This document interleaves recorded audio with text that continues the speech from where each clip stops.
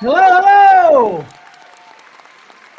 On today's show, Karen says to break a leg. I'm going to talk about beat up nights, fast cars, and women. Mike cannot wait to see what I read. And Pat says he has a fair amount of turtles.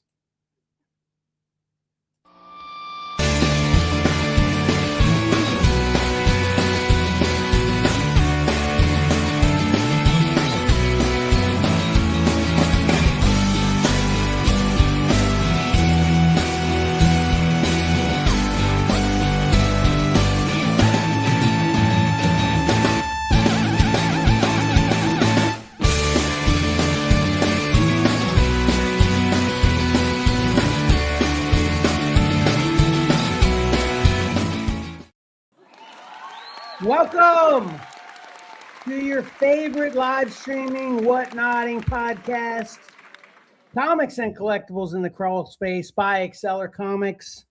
I am your multi-talented host, Kevin, and other multi-talented hosts are in the room. First up is Mike. Hello. What's up, Kev? Hello, hello. And then, of course, Pat is here. Good morning, everybody. Hey. No. Good evening. Good evening. Good evening. Sorry. Unless you just got, this might be morning for Karen, though, if she was here, though. Yeah, we did have that whole bunch of confusion. Yeah. So, yeah, Karen's not here again with us due to reasons. I don't appreciate her wishing us broken legs. She did tell us to break a leg, so I'm not exactly sure what that means, though, Pat. Do you know what that means? I have no idea. No clue. I don't know. No, hopefully we'll have her back next week, though. And speaking of that, too, to cover real quick, sorry for the moving. We actually moved a couple times. Yeah. Due to reasons. That's okay, Mike. You don't have to take the fall. But I wanted to point out two things. One, I actually was good about updating the little banner on our YouTube channel as to when the next live show was. Did you guys notice that by chance? No. Yeah, I was proud of myself. Probably no one noticed it, but anyway, I was proud of myself. Huh. And then also, I finally got a couple whatnot shows in, Pat. Yeah, I saw you went live one night, but I wasn't able to take a peek. Yeah, I actually did two since our last show, which I was proud of. One of them was pretty epic, and the other one was not bad, but the one show was really good. It got some bidding action, and of course, that's good for prices. And had 7 or 8 different lots. Mike hates it. No, I'm sorry. I know, Mike, you love it too, but Mike's got the better show I have, though. Mike's got a lot of work to do, but yeah, a lot of work. I wanted to add this real quick too, because I forgot to mention this a couple times before. Because I decided this a while ago, that what I review on the show, and maybe this is why Mike can't wait to see what I read, because what I read on the show is going to be a bonus giveaway during a whatnot show. If you just mention you saw this episode and say your favorite part of the episode, something like that, to tell me and show me that you watched the episode, I'll include what I read as a bonus giveaway with the first person that does that on the whatnot show. That sounds like a pretty good deal, right, Pat? Nice. Yeah. You know me, for 5 years now, I've been trying to connect shows in all these different ways that I've tried to do it over the years. So hopefully we'll see if that one hits home at all. We'll see. Right. All right. We're trying to keep everything efficient here tonight. Did you guys have anything else before I get started? No. Just watching this eBay bid. All right, cool. That's what? Not it.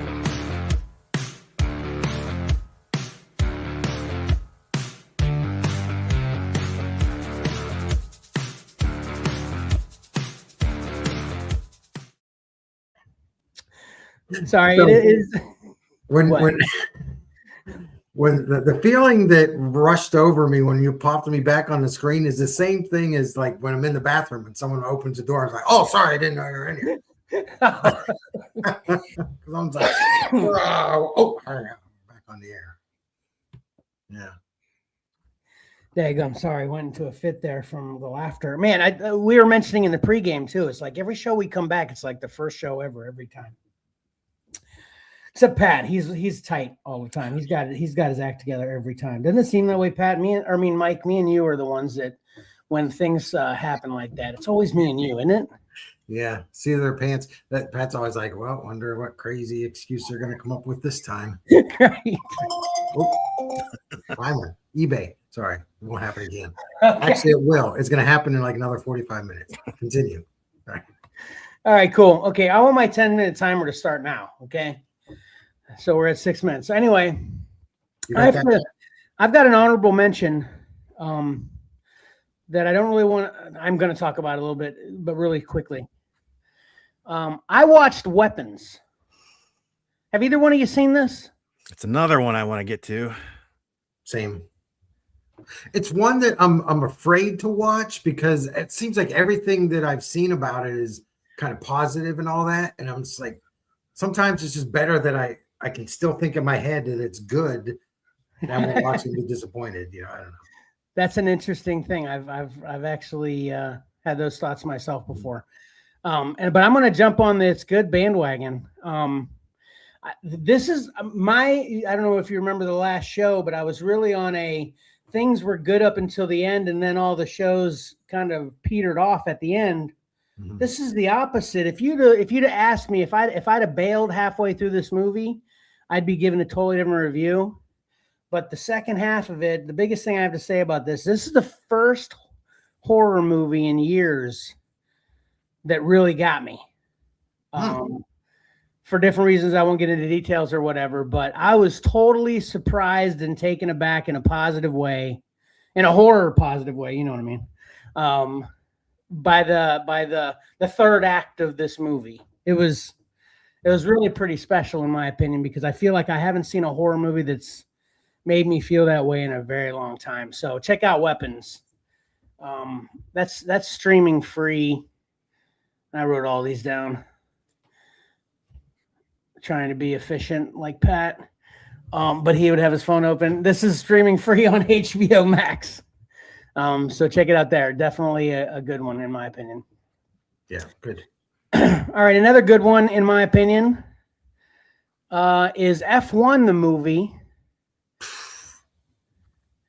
Oh wait, real quick, I'm gonna give Weapons 7.5 bags of popcorn. Now that might not seem that great, but especially I'm not a horror movie guy, so if I give a horror movie 7.5, that's the that'd be like a regular 9. Yeah. Something like that, So anyway, okay, F1. Did both of you see this? I know you did, right, Mike? Yeah, I loved it. Pat? No, I have not seen this. All right, this is streaming free on Apple TV. And of course, Brad Pitt's in it. I like race car movies anyway, but Brad Pitt's one of my all-time favorites, so I was definitely going to check this out. And man, they do an amazing job with these with race movies and stuff. I feel like they've been doing that for a long time, though. I'm not sure that's actually a new thing. But man, race car movies done well are just awesome, right, Mike? Yeah. What got me watching this was I had rewatched Ford versus Ferrari, and I loved that movie. And I was just sitting here one night, and I'm like, I really wanted to watch a racing movie. And I stumbled across this. I was like, oh, my parents went to the movie theater to see it. Oh, yeah? Okay. Yeah, so I was like, oh, I got to check this out. And how about you, Pat? Do you feel the same way with race movies or no? Not a big racing fan. No. Yeah. So this is definitely great. I had to look it up. I was thinking it might have been a true story because it's done so well. I don't know. I just got the impression it might have been a true story, but it's definitely not. It's all fiction based. I reviewed Gran Turismo, I think, which that's a true story, which I love that one as well. Did you see that one, Mike? I didn't, but watching this reminded me of Gran Turismo. So okay. They're both great. Definitely check them out. I'm going to give F1 8.5 bags of popcorn. It's really good. Like I said, check it out on Apple TV. It's a race movie, and I love how it's amazing when a movie, and it seems like it'd be a tough thing to do, but obviously movies do it all the time. When the movies aren't predictable, even though it seems like they're going to be so predictable, it's just the way they reveal what you think you're predicting is unpredictable. You know what I'm saying? That makes sense. Yeah. Like Pat, you probably guess. Does Brad Pitt win in this movie? Yeah, that's what you'd think, right? Spoiler alert, okay? But yeah, the way they reveal that, it's so unpredictable, right, Mike? Yeah. It's kind of like that Titanic. We all knew what was going to happen, but how it was going to happen and what else was going to happen is the trick, right? Exactly. All right, now we'll get Pat involved, though, because he mentioned, I think on the last show, he saw this one, Pluribus on Apple TV. You said you watched this whole thing, right, Pat? Correct. Yeah. And what would you like to say about this real quick? It's very good. I wish there wasn't such a wait between seasons. You have to be patient, like with any other Vince Gilligan show, because it's a slow burn at times. But I thought it was well done. And you didn't get the chance to watch this, Mike? No, I've never seen that before. I remember you mentioning something and Pat saying you got it, but the word just went in one ear and out the other because I didn't recognize it. Okay. So it just slipped right through. So yeah, I have no idea anything about this. So this is a sci-fi movie or show. It's a show. How many? I think there's 8 episodes or 9 episodes. Yeah. And basically, Mike, it reminds you of Invasions of the Body Snatchers, where the whole planet is taken over by many that are one, which is, I think that's the definition of pluribus, right? Except for like very few. I think, what is there, a total of 13, Pat? That it seems about right. It's been a while. That are actually not part of the many, and we're living their lives. We're following their lives, basically. That's what this show's about, Mike.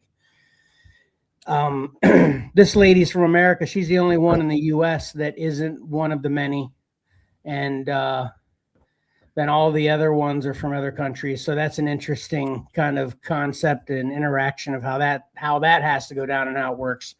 And I will say it's similar to Invasion of the Body Snatchers in the way that I just described, but I'm not going to tell you how it's different exactly. But basically, they're nice. I've been saying this for years.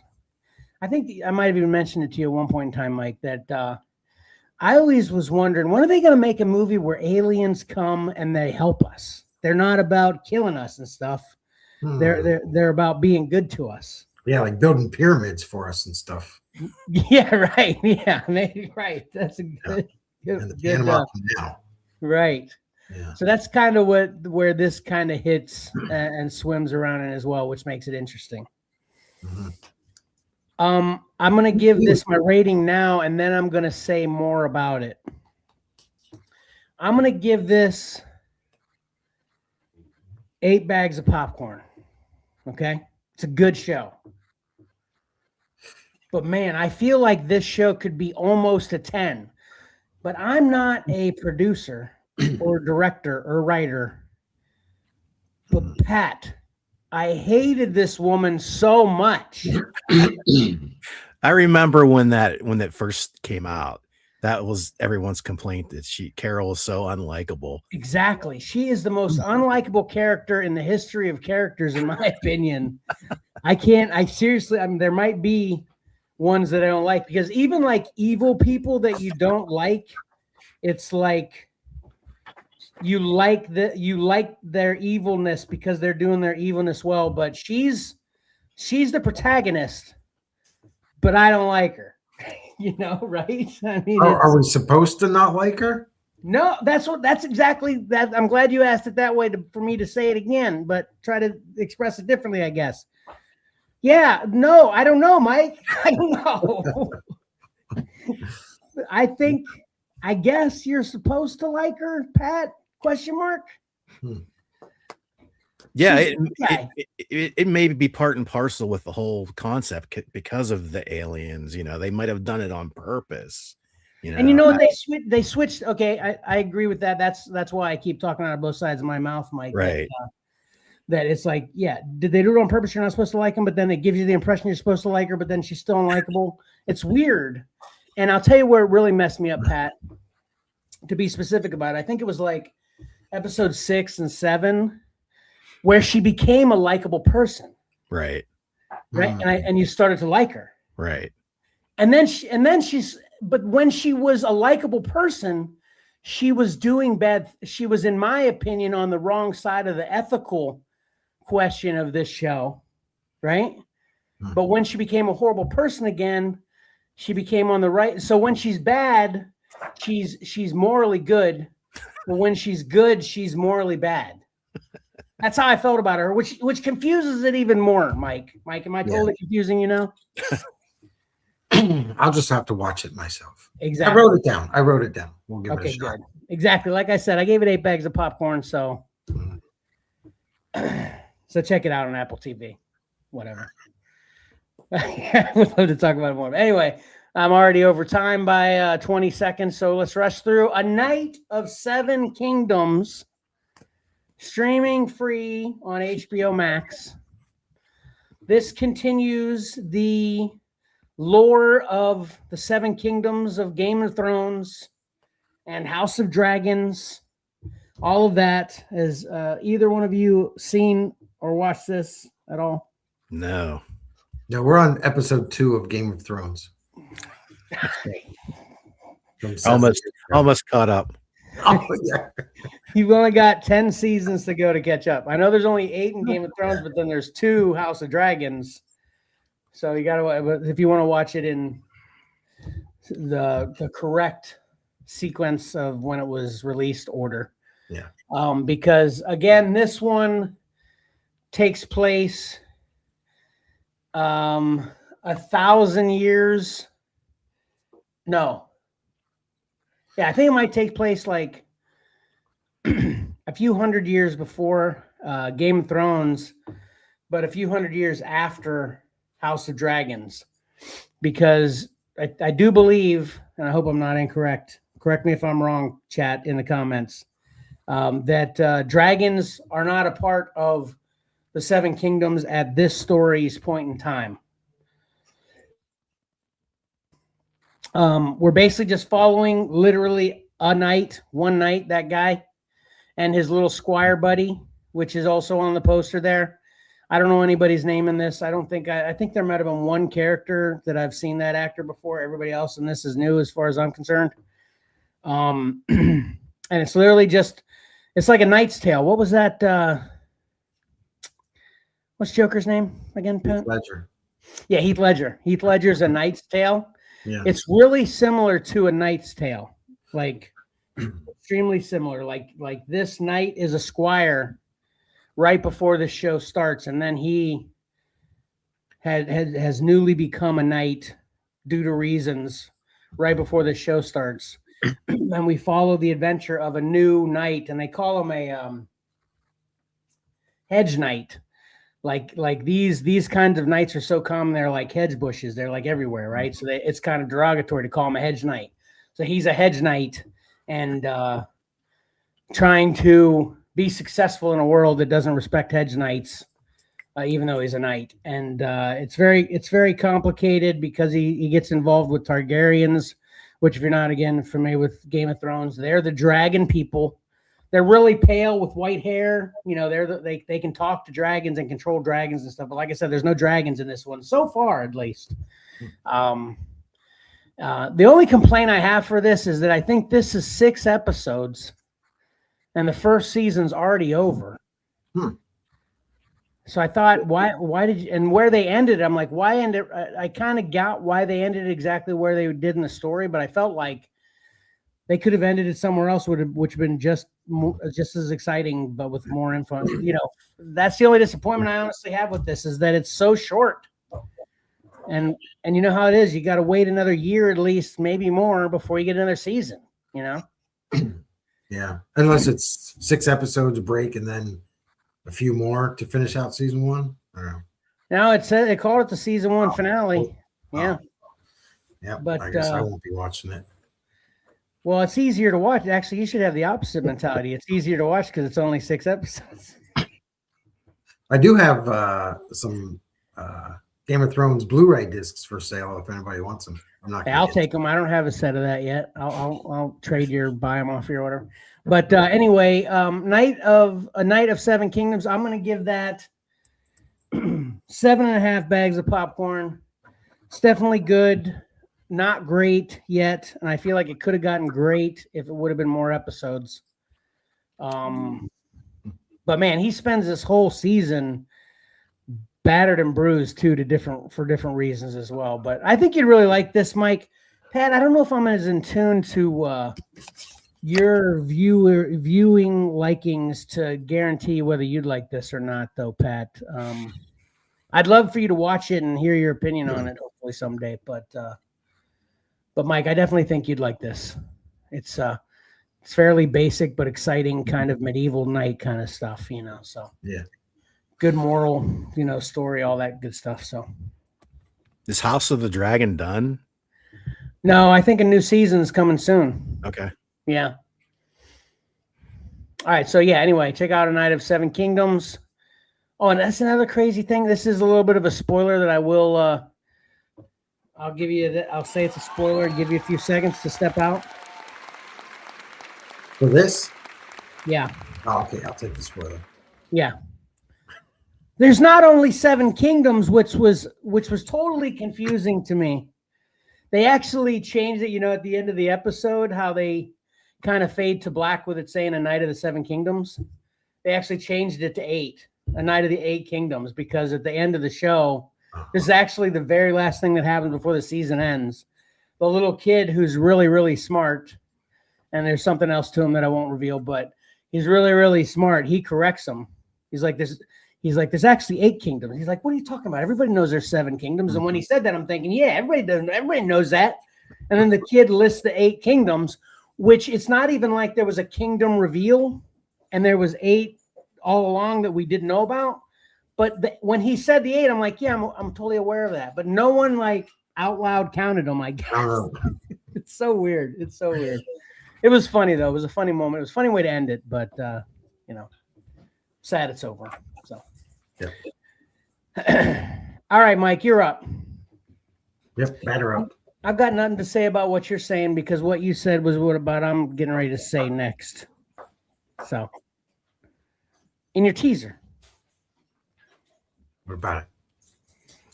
That you can't wait to see what I read. Right. So I can't say anything about teasing about yours because your teaser was about my next thing. Oh. Yeah.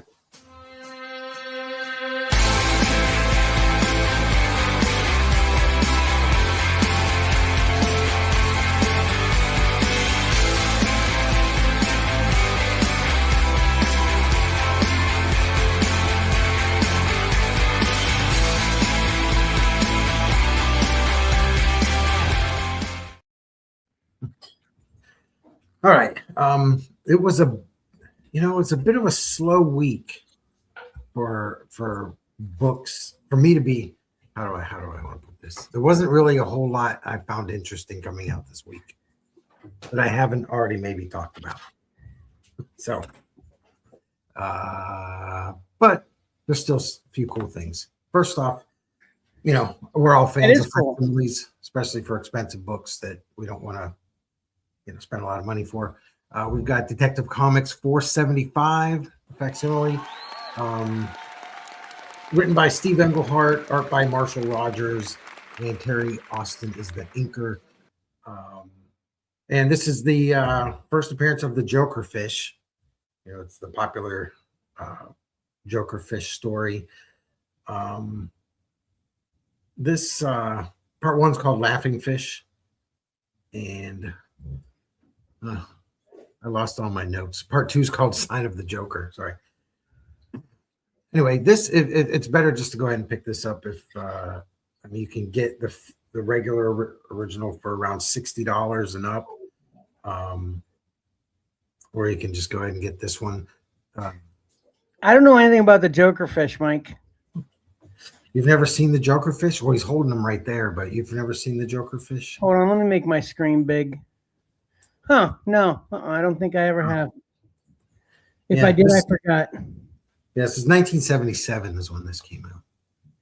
But you said they're prominent and popular in modern pop culture too, or what's up with that? I think it's just a classic. It's a classic Joker story. It's one of the best, I guess, well-written Joker stories. And the Joker fish, the first time I saw it was on, I think, Legends of the Dark Knight number 50 or something like that. It was a special 50th issue of one of the books. What's the deal with them?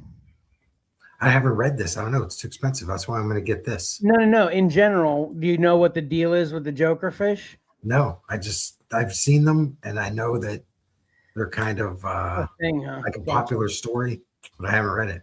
How about you, Pat? You got anything to say about Joker fish? I have nothing to say about Jokerfish. What actually says on the cover there? What is the secret of the Joker's new weapon, the laughing fish? Yeah. So, are you sure it's the first appearance of the Joker fish or the laughing fish? It's listed as the Joker fish. Ah, okay. Yeah. All right, we need to figure that out, or someone help us out in the comments. We appreciate it. Yeah, the story continues in this book, which I love this cover. So that's part 2. But they haven't done a facsimile of that, which they should. If they do part 1, do part 2. You know? That is cool. I don't think I've seen that one either. Daggum. Yeah. That is cool, though. I think Marshall Rogers is one of Johnny's favorite Batman artists also. Is that right? Yeah. Interesting. Okay. All right. Next up, I never read Alias, but I think Pat was a big fan of Alias. I don't know if he's getting these. I put these up for the covers. I think they're pretty interesting covers. The book's actually written by Sam Humphries and Geraldo Bourgeois, I guess, is the artist. And I just really like these 2 covers. So these are for the covers, not necessarily the story. Okay. You know, we've got a reflection cover, always like that. And the final one is we've got Absolute Batman, number 18, which to me, you know, it's not the first appearance of Ivy. I think she was in a couple issues before. But what is so crazy about this is there are, I think, 42 covers. That is crazy. Well, the one interesting thing, it looks like the Court of Owls might be making an appearance here. You can see them in the left-hand background there. So They're one of my favorite. They're one of my favorite. That's for sure. Yeah, that's awesome. So now we've got Absolute Court of Owls showing up here. Well, that's what I was going to ask you. You said the first appearance of Ivy. This is her name Ivy, or is it actually Poison Ivy? It's Poison Ivy. What? I think she was in. It was either 16 or 17. Barbara Gordon's in this, but I think her first appearance was issue 1. So I think the Court of Owls they're making their first appearance. Oh, you didn't say that this is the first appearance of Poison Ivy? No, I said it wasn't. But that's why I was like, so there's 40 some covers. There you go. Now, when you break it down, I think there are 26 individual covers. But then the foils are the secondary. Got it. Yeah, you've got 3 of some of them, 2 of others. Man. There's like 6 of those I want. Right, they're so good. And some of them are store exclusives, some are ratios, some are just standard variants. That looks like, what's her name? Who played Poison Ivy in Batman and Robin? Uma Thurman. Yeah, Uma Thurman. That first one looks like Uma Thurman, right? Especially you got it small, but yeah. That's pretty awesome. So it just seems like the Absolute, especially the Absolute Batman, it keeps on getting bigger and bigger and bigger. The more it goes on, we're getting more and more covers, more store variants, and it's just when's it going to end? When's it going to kind of slow down? Well, obviously it's very frustrating when there's so many covers to get, but it's exciting when there's so much excitement in the industry, though, right, Pat? Yeah, I guess so. It's dangerous. I think it's a dangerous game because everyone always thinks back to the '90s and the crash because everybody was buying all this. Well, I feel like that's Yeah. the only reason I'm not thinking that in this case is because the whole industry isn't doing it across the board. It's just these absolutes seem to be kicking butt. Yeah. I mean, is there another title? Well, I think about this. I think about the blind bag thing and all the kind of things that are Yeah. happening, not just new books that are supposedly hot. Got it. right. Yep. Well, I hope, we can only hope that doesn't happen again. But this is pretty cool. And I need to read. I've got the first 3 issues, so I need to read those to really wrap my head around under why this is so popular. Yeah. Yeah. So that's it. Next week, I'm pretty excited about the stuff coming up next week. So make sure you tune in this week. I was kind of struggling on what to highlight. Slow week. Well, what do we get? So the 3 were 2 Batmans and Absolute Batman, 2 Detective Facsimiles and Absolute Batman. Yeah. Well, 1 Detective Facsimile. The other one isn't a facsimile. It was just showing what part 2 looked like. Oh, okay, gotcha. Oh, okay, that was. I'm glad I said that because I was changing the scroll for you, Mike. Look what I did. Oh yeah, nice. Oh, yeah. So I was only half paying attention during that, so I'm glad you mentioned it. I thought that second one was a facsimile too. Did you think so, Pat, or were you laser focused? Yeah. Yeah. I think he mentioned the fact that that wasn't a. Oh, sorry. Yeah. I said it should be. They should do right, a facsimile for it. So okay. then I can get the set together. Did you? I don't want to spend $4 for part 1 and then I have to go spend $60 for part 2. Okay, so the OG print of the part 2 is around 60. You're saying? Yeah. Gotcha. Okay. Sure. Hey, Mike, I don't know whether you did it on purpose when you first came up with the all new, all different pick 3, but was that a play on the all new, all different Marvel? Yeah. Yeah, all new, all different Marvel. Yeah. Okay, good job. That was awesome. But next week is actually going to be even more different. Ooh. Nice. I had a new idea. Let me change the scroll now so I can pay attention and then to be the even more different pick 3. Oh, that's good. It's all new, all different. Okay. All right, cool. We're rolling right along. You saved me and all my time I went over by going under there, Pat, or Mike. Thank you. I appreciate you. All right, let's guess we want to change the order here. I'll go first though, because I've got a book. You got a book this week, Mike? No, that's why I'm excited to see what you have. Oh, okay.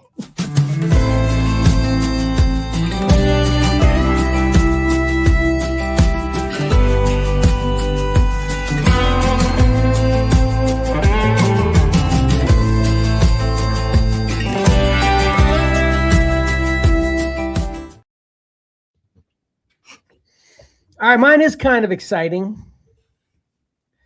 You got one, Mike, right, Pat? Yes. Thank God, Pat. Pat's always locked in, Mike. I know. That's we're the wild cards. That's the constant. Right. So, if you remember my review from last week, yeah, that's it. Okay. Yeah. My review from last week, I reviewed The Last Wolverine 1 and 2. And if you remember my story from the previous week, I had bought the first 3 Last Wolverines. And then this is so funny, Pat. We talk about how you accidentally buy multiple covers or multiple books, right? For different reasons all the time, right? Well, I haven't been collecting for like 6 months.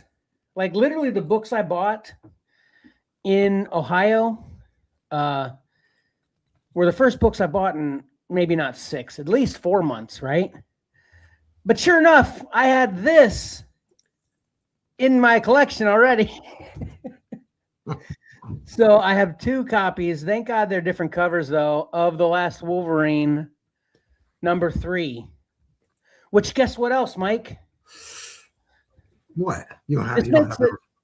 This makes a double bonus for the Whatnot show. Oh, yeah. So now the first 2 people that mentions the show and their favorite part during my Whatnot show, the first one will get their pick of either one of these covers just to be included in whatever else they purchase. Yep. And then the second one gets the opposite one. Yeah. What's your favorite of these 2, Pat? I'll take the little Francis Yu cover there, I think. Dang it. That means I have to take the other one. Fine. Okay. Yeah, this is I like this cover a lot. This perfectly expresses, if you recall again my review from last week, where we were. It was Wendigo, who is the current Wolverine. I think I said her name was Wendy, Pat, about when I was talking about the Vindicator, but it's actually Heather. No, you got it right. Oh, did I say Heather? Okay, yep. Cool. So I thought you were saying Wendy was Wendigo's name. It's like Wendy the Wendigo? Really? No.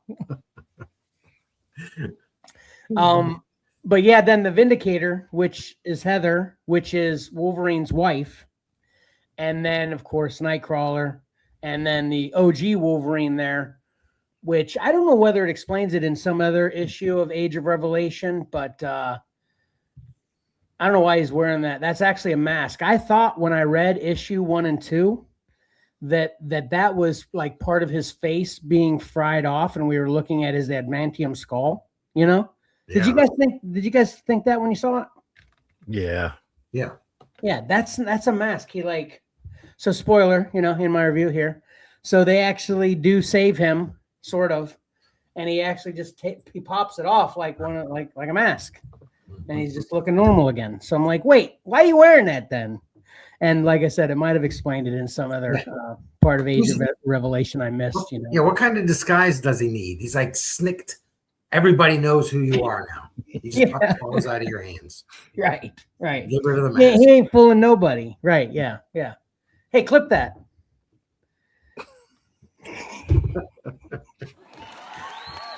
Thank you. Anyway, we just learned a new trick that we're trying to adapt to for anybody that's not, that felt like an inside joke, which it was. When we get AI clips, we learned if you just say clip that after you think something is clippable, then your AI will clip it automatically. That's pretty cool. Yep. How many clips do we have? It's actually, I just learned something about that too. We do actually only have 6 batches a month. Oh, okay. Unless we upgrade to Pro, which would be like $100 a month, It reminds me of that scene in Dungeons and Dragons where he had 3 wishes or three questions or whatever. You can ask 3 questions. Was that a question? Yeah, the first one was like, what question are we going to ask him? And he's like, I don't know. And he's like, no, that didn't count as a question. Did that count? Yes. Did you see that, Pat? No, I still haven't seen that either. It's so good. It's so good. I'm gonna say this. You'll love it. Seek it out. I guarantee you won't regret it, or your money back. But anyway, so we are following Nightcrawler, Vindicator, and Wolverine Wendigo too fully to save OG Wolverine, and then ends up what's Dakin's sword, the Miramushimo sword. Did I nail that, Pat? Muramasa sword. The red sword. Yeah, that's what can cut through adamantium, right? I think it can cut through anything.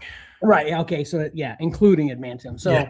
So we find out that Vindicator actually has that with her, and that's how she's looking to save Wolverine, is by ridding him of his existence. Which is crazy because this is his wife, Mike. So basically she's going to kill him? Yeah. Oh, he said rid him of his existence. I guess that's the long way to say it. That is true. Okay. Yeah, that's crazy. Right. So I'm like, what the heck? Right. So now when Wendigo Wolverine discovers this, he loves Wolverine and he thinks he can actually be saved.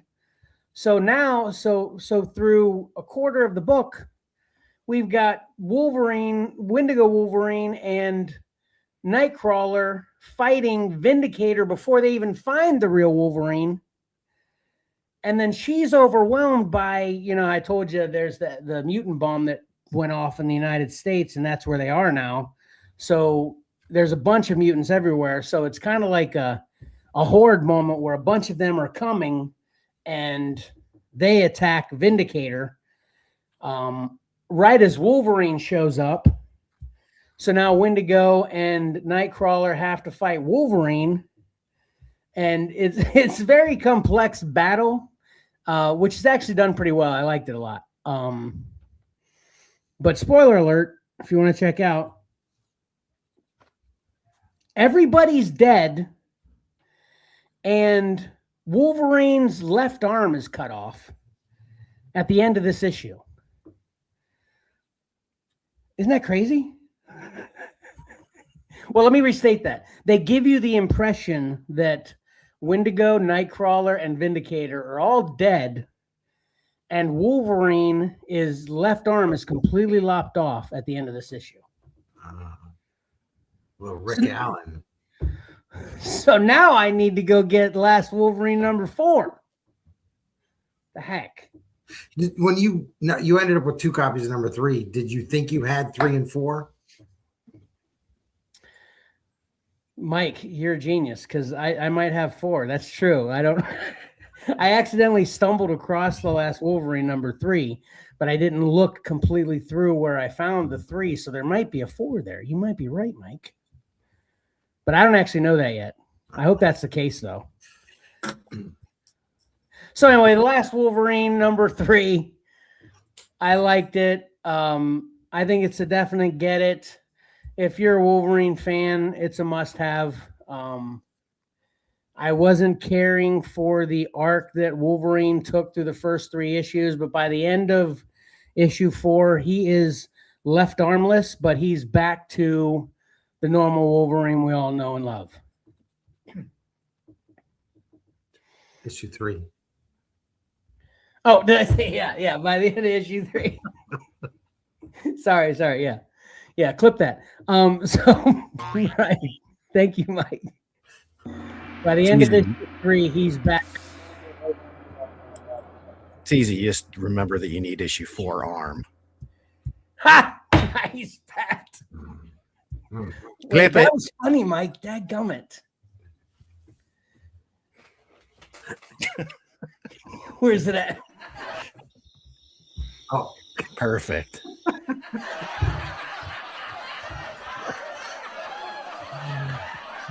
Anyway. Oh man, what a train wreck. Anyway, what were we saying, Pat? What did you start to say? I should say. No, I didn't say anything. Oh, I thought you did start to say something before we. Okay. No, probably. All right, so that's it for me for the Last Wolverine. I wish we had a train sound on here. And then you could build it up to the wreck, so it'd be a train wreck. Is that what you're thinking? Yeah. We could totally add a train sound on here. We could totally hook that up. All right. Work on that. All right, cool. Pat, you're up. What do you got? I have Captain America #6. This is the Chip Zdarsky variant. I think this is the last variant he's doing. He did variants for the previous 5 issues. $4.99 from Marvel. This is by Chip Zdarsky. And the art team I'm not familiar with. Delio Diaz and Frank Alpizar. They credit them both as artists, so I'm not sure if there's a penciler inker traditional duo here or what they're doing. But it's an awesome cover, though, that's for sure. Right, Mike? Oh yeah. I opted for all of Chip's variants so far, just because some of the regular covers I wasn't thrilled about. They called this one the spoiler variant, which I don't really understand, but I mean, the title of the issue is Doom Shadow Part 1. I mean, right. So this is the second arc of the book since the relaunch. The first one was it was sort of okay. I mean, this is for me. It's almost par for the course for Chip Zdarsky for me. Like I think it takes him a while to get going, and especially I think the first arc here he was setting up a lot of things. He sort of did like a retcon on Cap's origin and introduced another Captain America by the name of Dave Colton. And it was okay. It's just okay. But I feel like there was obviously a reason he introduced this other Captain America. It's going to resurface at some point. But this is the second arc called Doom Shadows, previously mentioned. It follows up on the aftermath of the big One World Under Doom event that ran through a lot of books I didn't read because it was helmed by my good buddy Ryan North. So, but basically Dr. Doom became, ruler of the earth, and there was a lot of people thought he was doing the right thing, but you always, of course, think, Dr. Doom has his ulterior motives, and they eventually found out that was probably the case, I think, and put him in his place. And so now apparently, Dr. Doom is missing, and there's different factions trying to fill the void left behind in Latveria. Most importantly, when it comes to Cap, he's being recruited by Thunderbolt Ross for the U.S. military, and also a new version of S.H.I.E.L.D. headed up by Nick Fury Jr. So Cap's kind of at a crossroads. He doesn't know which way to go. He doesn't, you always kind of, you find this throughout many different Cap arcs or Cap relaunches. Cap, he doesn't want to be used as a pawn of the government or whatever. And, he wants to represent the people, not the government. You kind of go through this a lot. You've seen it before, so now he's kind of like, who does he go with? And he's currently living in Washington, D.C. with Sharon Carter. And they talk it over, and he ultimately decides he's going to go the S.H.I.E.L.D. route. So he's introduced to the new team. It's a 6-man squad, very specialized, like individuals. And they're set to head out to Latveria to try to figure out the status over there. Potentially there's like a big secret weapon in Latveria. They're trying to figure out where that is. And they land in Latveria. They're just hitting the ground, scoping things out, and they promptly run into the Red Hulk, who is, of course, Thunderbolt Ross, the other side of the coin that was trying to recruit Cap. So that's kind of the cliffhanger where they leave off here. There's a lot of setup going on in this book. There's a lot of dialogue. And it's all very well written. It's interesting, at least to me. I feel like this is going to be a better arc than the first arc. The artwork, it's okay. It blew me away, but it wasn't bad. And I guess I'm going to give it a get it. If you go back and listen to me talking about Chip Zdarsky's Daredevil run, I didn't love how it started out either. I remember that. Yeah.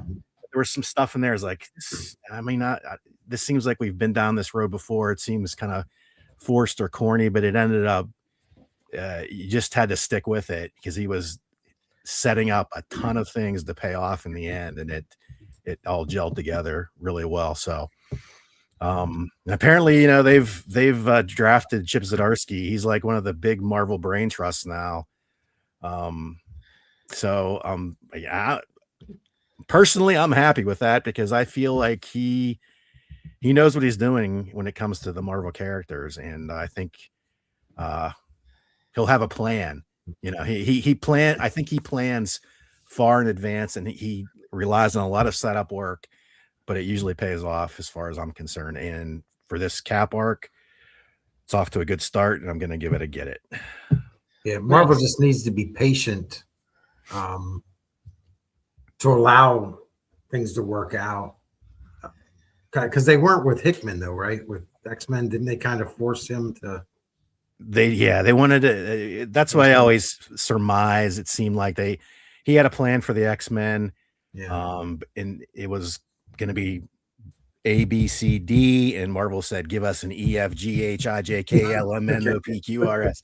Right. Because we need to make some more money out of this thing. So yeah, we'll see. And you see at the top of the banner there, it says Armageddon Assembles. That's the big event book for the summer, apparently. That's gonna, the Chip has a hand in. So we'll see. We'll see how things go. Yeah. Well, I love that review because when I'm close to getting back into buying at least my most important regular titles, which Captain America is definitely one. So I hope this is as good as I felt Daredevil was after all your reviews.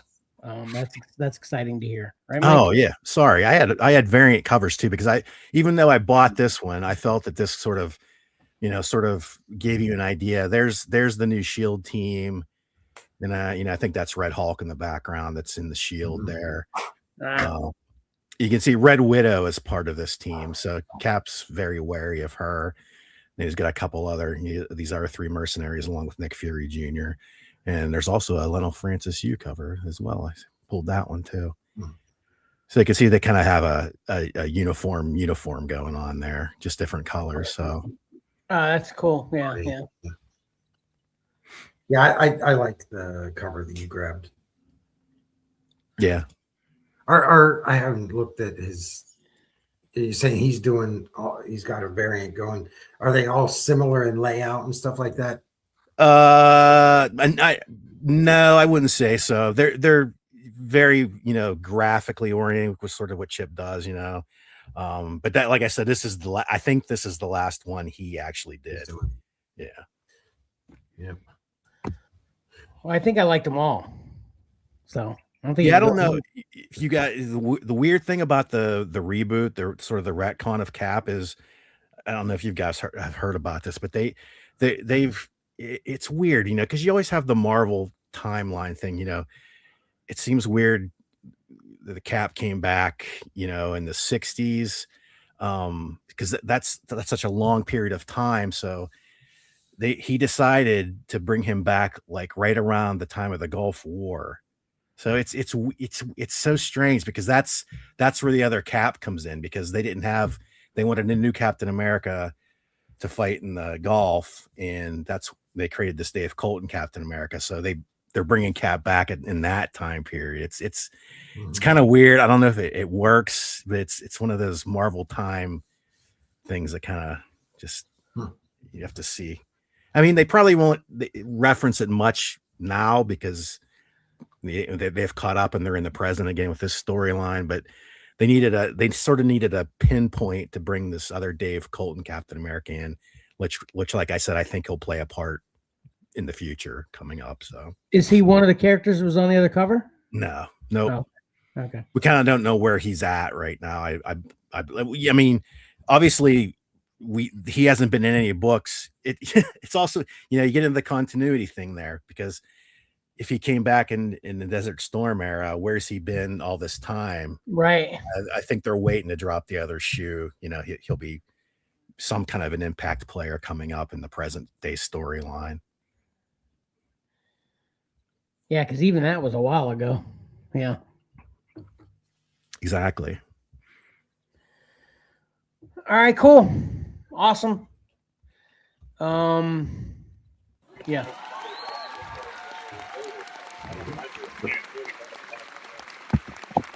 So Pat, you get to talk some more. Okay. Yeah, I didn't even think about that. I even asked Mike if he had a review before we did it in order, and Mike said no, and I still had you go last. Sorry, Pat. It's all right. Get a big old drink here. Yeah. All right, here we go. I think. Yeah, here we go. Wait, are we going? Yeah, here it is.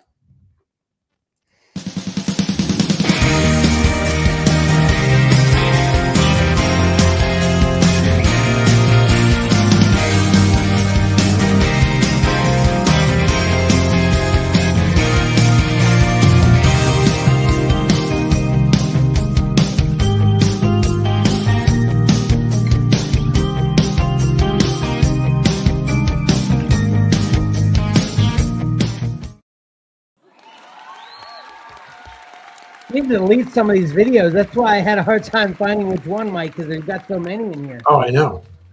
We've got so many different segments, but we've really whittled it down to be efficient for an hour. Right. Got to get back to that. All right. We got to learn how to squish everything we did in 3 hours, Mike, into an hour. We're going to do it. Right. Okay. Gotcha. Okay. Go ahead. Go ahead, Pat.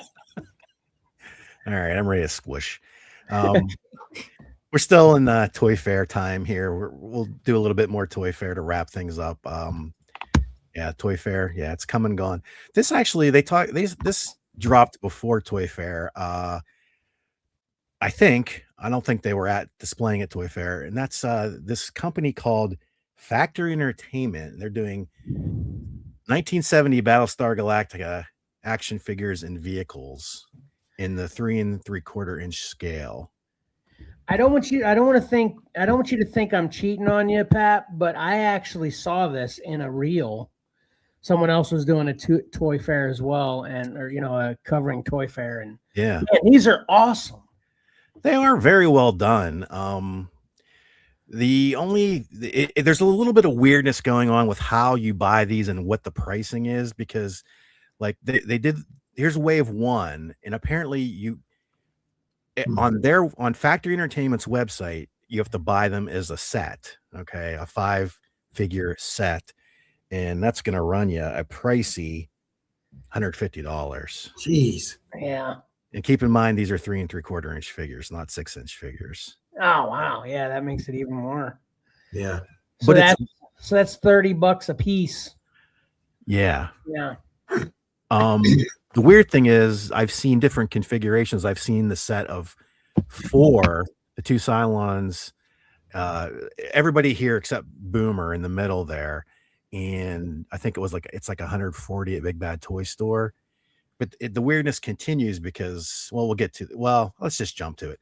They're doing a Vic Viper, and on Big Bad's website, Boomer comes with the Viper, where here he doesn't. So I don't know what to tell you about pricing. We'll just go by Factory Entertainment's website pricing. This is $220. Oh man, dadgummit! I was hoping you were going to say something that wasn't crazy. It's because they went all out on this thing, man. I think it looks amazing. It does. There's some overall dimensions. It's 17 inches long. Keep in mind it's scaled to 3 3/4 inch figures. 9 inches wide, fully working, cockpit. And the thing about it is all this. Oh man, it's got all these light up features and sound effects, and it's got a display stand. That makes it not so crazy. It's still crazy for me to spend a couple $100. I can't do that on a ship even with an action figure in it. But this makes it less crazy, right, Mike? Yeah, yeah. I mean, if it has a remote control for all the lights and stuff, that's pretty cool. Yeah. And sound effects. I don't know. See, I don't know about you guys, but I caught Battlestar when I was a kid. It seemed like I was always missing it. I couldn't really get on a schedule to watch it or something. I imagine there was something my parents watched on the same day or something, and I never got to see it, but I liked it when I saw it. And I loved the Vipers. The ships were awesome, especially if you're a Star Wars fan. I think the Viper ships could fit right into Star Wars. They were very cool to me. Yeah. I think I'm right. I think I'm swimming right in there with you, Pat, with how, this was before a long, long time ago, before, when you missed something, you just missed it. Right. There was no other way until syndication many, many, many moons later that you'd be able to revisit something you'd missed. And I feel I'm the same way, that I was missing them regularly as well. But yeah, every time I saw them, I love Battlestar Galactica. Is that where you are too, Mike? Yeah, same boat. Yep. Yeah. It's weird. There must have been something else up against it. Maybe. We weren't catching it.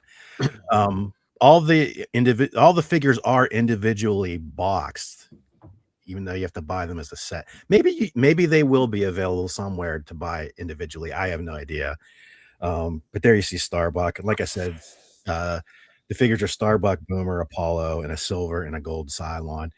And the response was so, everyone's saying, well, we want to army build Cylons. So they came out and said they'll do a 3-pack of Cylons too. Nice. I actually had a Cylon when I was a kid, but the silver was chrome. I mean, it was shiny.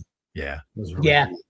That was another comment. People are like, can't you make them vac metallic, like the old style figures? But that's apparently not easy to do anymore. It's very cost prohibitive. I remember the one I had actually had a light that went back and forth inside too. Yeah. Another interesting side note, just to throw this in on Battlestar, we're gonna use your whole segment on Battlestar Galactica. Sorry, Pat. Anyway, when Sci-Fi Network dropped, and I remember this vividly because I was so excited for the Sci-Fi Network. The first thing Sci-Fi Network showed was classic Battlestar Galactica. So I did my darndest, but this was still before you could, once you missed it, you missed it. They obviously would stream it again soon. Did the word streaming even exist back then either? Is like streaming a new word? It's new. And it used in the way that we use it nowadays. Yeah, it was. Well, what would you have used it before? That's what I'm wondering. Did the word streaming even exist before the current? The water was streaming across the street. Yeah. Don't cross the streams. Yeah, across the streams. There you go. But as far as like streaming something on a television, that's totally So anyway, I was super excited. I made it a point to come home because I think it dropped right at like midnight or something. And I made it a point to come home after work, and we aren't missing this. To catch all the Battlestar Galactica, which of course then soon thereafter I started missing them again, because at that point is when there's hundreds of channels to watch. So we had the opposite problem that we had when we were kids, that even though there was only 4 channels, you only had one TV. Now you have 100 TVs, but you got 10,000 channels. So it's that's another thing my kids can't even relate to now is we had one TV in our house. Yep. Whenever we got to a point to where we had multiple TVs, that was very exciting. But now it's like, if you don't have a house with a TV in every room, you're like a loser or something. I don't know. Well, yeah. My mom always wanted to watch the Barbara Mandrell show. Yeah. Sure. And I wanted to watch Batman. Yeah. So I'd go up and you just mess with a little dial on the TV. It would make Barbara Mandrell all fuzzy so the channel wouldn't come in. So then I'd just turn on Batman. It's like, Barbara Mandrell's not working. That's not right, Mike, but that's genius. Barbara Mandrell was actually a good show, though, too. It was entertaining. It was a good show. The Mandrell sisters, it was good. So anyway, Pat, continue. Sorry. Yeah, well. Oh, wait, no. Sorry. It was Donnie and Marie. We did watch Barbara Mandrell in the 80s. Donnie and Marie show? Yeah. It was Donnie and Marie show in the 70s. With Batman. Compete with Batman. Yeah, I think you're right. Yeah. Yeah. That was a good show. Yeah. I'll tell you one that wasn't, that I always got stuck with. It was Lawrence Welk. Oh yeah, I didn't care for Lawrence Welk very much either. Yeah, you had to be a real old school boomers loved Lawrence Welk. That was my grandma watching. Right, my grandma. Yep. So all right. Anyway. Yeah. Okay. So we'll get on to some NECA from Toy Fair. Actually, this got glamour shots done, so we'll show those. These aren't right from Toy Fair. Continue their Sesame Street line. They're doing Super Grover in the Sesame Street line. There he is in the packaging, and there you can see everything it comes with. I think he's he's the 5th Sesame Street character. But the reason I'm showing him is because they announced they're going to start doing Muppet figures as well. So there's the first little showing of the Muppets figures there. They're good. Excuse me. This is a lot of a lot of NECA stuff. Not a lot, but this is all NECA here. DuckTales. They're doing DuckTales, which look really good too. Oh yeah, those look really good. They're re-releasing Pee Wee Herman as an Ultimate figure with 5 different heads. I'm sorry. Wow. Jeez. You can't really see it that well, but that first one's the taped up Scotch tape head. It's pretty good. I see it. Yeah. And also doing if you're so inclined, they're doing you've probably seen all the Toonie Terrors and Toonie whatevers that NECA also does, the sort of cartoonish. That's what's on the right hand side there. Oh, okay. Non-articulated static figures, but they're interesting. A new announcements for the Teenage Mutant Ninja Turtles, the 2012 Nick Turtles, which is one of my favorites. This amazingly huge Slash figure. That's kind of the thing when Playmates did the 2012 Nick Turtles. They were so out of scale because they all had to be sort of uniform in the same packaging. Well, not here with NECA. So this guy is gigantic compared to the other figures. You'll kind of see them going right down the line here. Next up is Casey. And look, he's got really spindly arms. I don't know how that's going to translate to an action figure, but he's on model. It looks cool. I don't know anything about that big turtle, though. Do you, Mike? No, I don't know much about turtles. Is that just a Nick at Night or Nickelodeon thing, Pat? No, he'll actually rear his head again in a little bit here. We'll talk about him again. Okay. I think he was Raph's pet turtle most of the time in all the iterations of the turtles, and then he sort of grew into this monstrosity, or he became their friend, or he, different things. Okay. Yeah, Metalhead. Where are we at here? Casey, Metalhead, Splinter. Splinter was one of the designs I didn't love about the 2012 show, but if you're in for one, gonna get them all, I guess. And then a 2-pack of the Footbots. There's one, there's the other, and then finally Tiger Claw. And they all look good. That Splinter is definitely more of a sleek. Is that why you don't really care for him? Because he's like a sleek, slimlined, kind of neat Splinter. Is that the old raggedy Splinter better? I don't know. I don't know. As a character, he was fun, but I don't think he translates great into an action figure. Looks kind of like a hyena. Yeah. Looks Egyptian. Yeah. What are those dogs? What are those Egyptian dogs? Yeah, what are they, Pat? I don't know. Anubis, you mean? Like Anubis? I'll buy it. Yeah. But what type of dog? Is that a type of dog? Doberman. No. It sort of does look like Doberman, yeah. They look like Dobermans. Splinter's a Doberman. He's a rat. Here he's a Doberman. No, here he looks. I'm going with hyena on this one. Hold on, let me make my screen bigger. He's a Doberman rat. Dober rat. I have not. I finally, like in the last week, I've finally seen a few of these 2012 Nick Turtles. I saw some at Target. I have not seen them pop up very often. I'd like to get this line, but money and space and everything. We'll see. If I can get a good deal on them, I'm definitely going to try to pick them up. Okay, so moving on to Playmates. They're sort of the last here. We talked about them losing the Turtles license, and this is the banner they had up at Toy Fair. They have more than green. We'll see. Yeah, we're more than turtles. Right. So they announced wave 2 of this, but we'll go back in time and show you wave 1 first, and that was the Turtles crossing over with Godzilla. So these are the first 3, and these have also, I have not been able to find these either. They must go super quick when they get to store shelves. Wow. So people like those? Yeah, I dig them. I kind of I think they're $14.99, $15. One week they had like a buy one get 50% off, but they were nowhere to be found.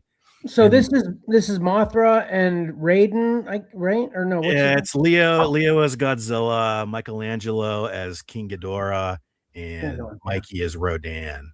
Rodan. Yeah. Okay, gotcha. So these are out there, although, like I said, hard to find apparently. What size are they? I'd say 5 to 6 inches. Okay, they aren't crazy big because they're Godzilla crossovers. They're typical Playmates turtle size. Gotcha. Okay, gotcha. $15. That's a good price. Yeah, that's the one thing about Playmates. I mean, their prices are reasonable relative to the high end collector market toys these days. So they announced the Wave 2 at Toy Fair. So that's why I popped Wave 1 and here's Wave 2. Donatello as Jet Jaguar, Shredder as Mechagodzilla, and Splinter as King Caesar. I actually like these ones better than the first three. So I do too. Maybe it's the way they were posed. This does look better. Yeah. But you're looking for all these, Pat, so we should keep on the lookout for you as well. I mean, I don't know. Like I said, if I would have found them on sale, I would have tried to pick them up. But yeah, we'll see. These will probably come out in the summertime. I'm guessing. That's breaking up there. Oh, sorry. Hear me? Yeah, I got him. I got you perfect, Pat. I think it. Oh, well, you're both breaking up there, so it must be Mike's connection. We'll have to see what the audience is hearing on a rewatch, I guess. Okay. And lastly, from Playmates, this is a big lineup here. This is crossing over again, Turtles, with G.I. Joe. So they're doing all of these in various, I think some of them, at least one from the Joes and one from the Cobra, I think come with vehicles. But the rest of them individually. So this is very interesting to me. I think Leo, April, and Shredder are like perfect. Like they were meant to mash up because they match perfectly anyway. You know? Yeah. It's like you can barely tell it's a mashup. You know? Yeah. Right. How well they are, especially April and Shredder. I mean, yeah, Shredder. Yeah. But anyway, yeah. That's cool. There's Slash again. And actually these are like, I think the card art. I can't tell if these are they sort of look like artwork. I think they are, but they had the actual figures at Toy Fair, and that Storm Shadow crossing over with Slash is really cool looking. The colors of the figure just like pop, and he looks really neat. Yeah. So yeah, I mean, I don't. When it comes to Joe, for a long period of time, I pick up Snake Eyes and Storm Shadow every time I saw him, and part of me says, yeah, I might do that here too. I don't know, but it's definitely, if you're a fan of both, I guess probably more up your alley. But yeah, that wraps up Toy Fair. I had one last thing, and this is I did this partially to get your input, Kevin, because this just dropped today. Okay. And this was Unmatched, and is doing Hellboy. Yeah, I saw that. I'm definitely interested in getting that for sure. I'm probably 60% of having all the Unmatched. I've been pretty consistent at getting one or two a year since they've been dropping them, and yeah, when I saw this, I was excited for it. Yeah, definitely want it. Have you tried Unmatched at all, Pat? Well, that's what I was gonna say. I know we've briefly touched upon it before. Can you just give like a quick synopsis of how this goes? It's just a battle game to where it's got a map with sections of the map and actual spaces you have to move on, and then you get a minifig or multiple minifigs depending on who you pick, and then you get a deck of cards you can play, and you just move around the map, and it's a battle between the characters. And then you can like mix and match. Yeah, like Hellboy could fight Bruce Lee. Yeah, you know, for example. Yeah. I think we need that needs to be what we play. Because what did we play last time to get together? It was your big game. Scythe. Yeah, Scythe. Right. Yeah. Wow, that's fun, and we want to continue to do that because the more you play it, the more you faster it is and stuff. We need to get these broken in. I'm down with that. That's fine. I think you guys might enjoy them. I definitely do. And it's a very simple game. It's not that complicated. The decks that you get with each character are maybe like 10 to 15 cards. It's not like a huge deck. And most of them are multiples of the same cards. So you get the real ideas to what you're trying to do with the characters you get, you know? So I think the last time I played it was Ayla picked Medusa, and I was the Invisible Man. So it's all this stuff. And then they came out with all the Marvel. Ever since they came out with all the Marvel ones, I haven't gotten to play. They had Daredevil and Ghost Rider, and I just actually bought like 2 weeks ago with Christmas money, Cloak and Dagger, Marvel Girl, and I can't remember who the third one was. I mean, not Marvel Girl, but Miss Marvel, Cloak and Dagger. Can't remember who the third one was, but it was a Marvel female set that I just picked up a couple weeks ago, trying to find a way to coerce Ayla. Come on, let's play this. You love Miss Marvel. Come on, let's play. So anyway, yeah, this is exciting though. I'd love to grab this. I'm probably grabbing it, even if I never play the game. That's what I was going to say. This sounds like something you might grab that I might be able to. Well, maybe I shouldn't grab it yet. Once I hear you grab it, then the next get together, I'll bring all mine, and then yada yada. Yeah, you can bring that. It's exciting too because it's new Mignola Hellboy art too. It's an all new piece of art he used for the box there. So oh, nice. Okay, yeah, I was excited to see it. So do the cards have art on them as well, or just text? No art. They have art on them. Yeah. Mm-hmm. So I wonder if Mignola did the art for the cards too. Yeah. Cool. Yeah, I don't know. But that's it. I'll switch back over. Yeah, very cool. Mike beat me to it. All right, cool. It's a good show when Pat wraps up with a game, right, Mike? Yeah. Just in time to go to right after that. That's what really gets me going is some game talk. Speaking of game talk, I just wanted to explain my subtext.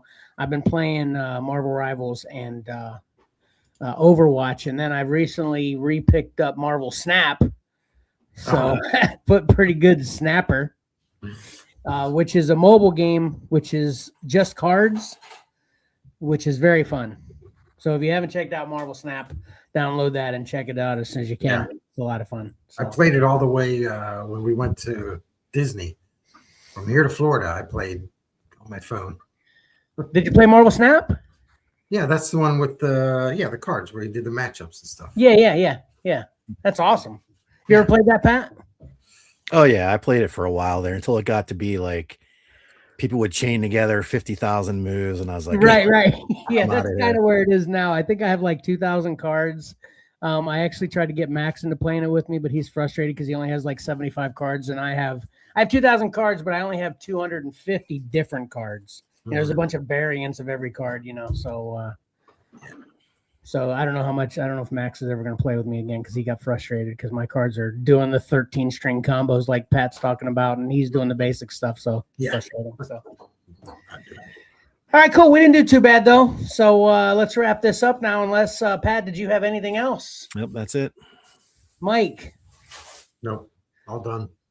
All right, awesome. Thanks for checking us out. Appreciate you coming out in the evening. Next week we'll be back to regular time, ? Guys, Pat, Mike. Yep.